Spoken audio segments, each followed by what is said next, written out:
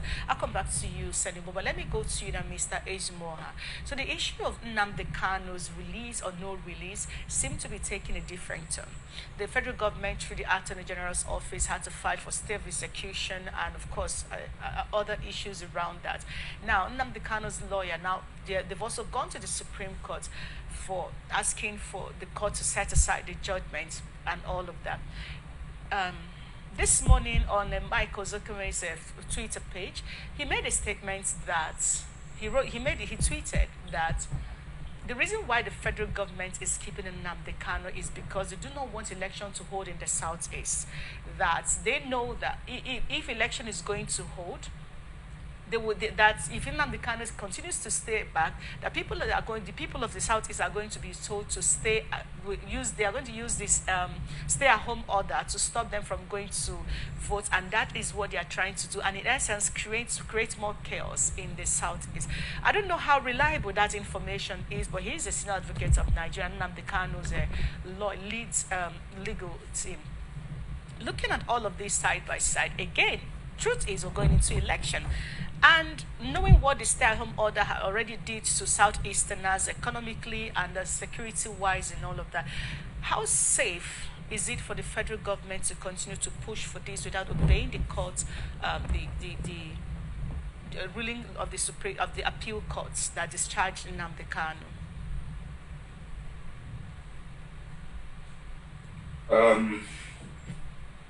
Honestly, I want to say that the federal government is unnecessarily heating up the system, inciting brigandry in the southeast. And I wish, let me repeat my call last time to the federal government to please release this young man.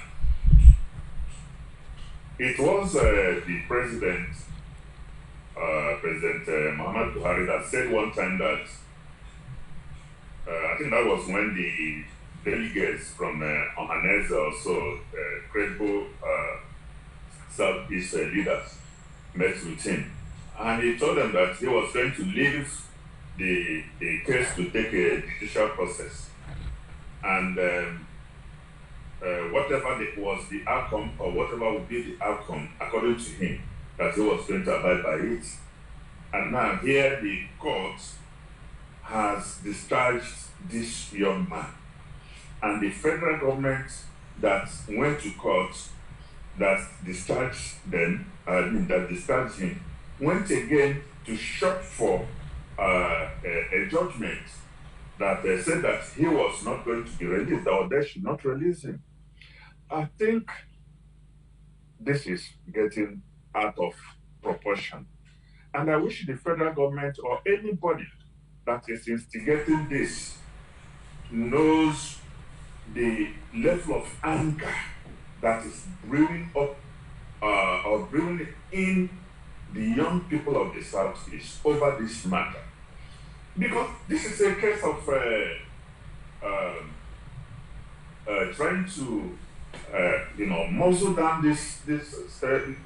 the people through this process. And I mean, the anger is too much. They feel they are being treated unfairly. They feel Nnamdi Kanu is being held unjustly, unfairly. And especially after the court pronouncements, they still went ahead to hold him in the prison or DSS confinement.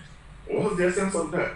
I believe the lawyer did what he's supposed to do, because he feels or felt that maybe his client is not being treated very well, and I buy that sentiment with him. So going to Supreme Court is the right step for him to take. And what I'm asking also for the Supreme Court to not to delay this process and give it expedient hearing, and give merit to where it should be given.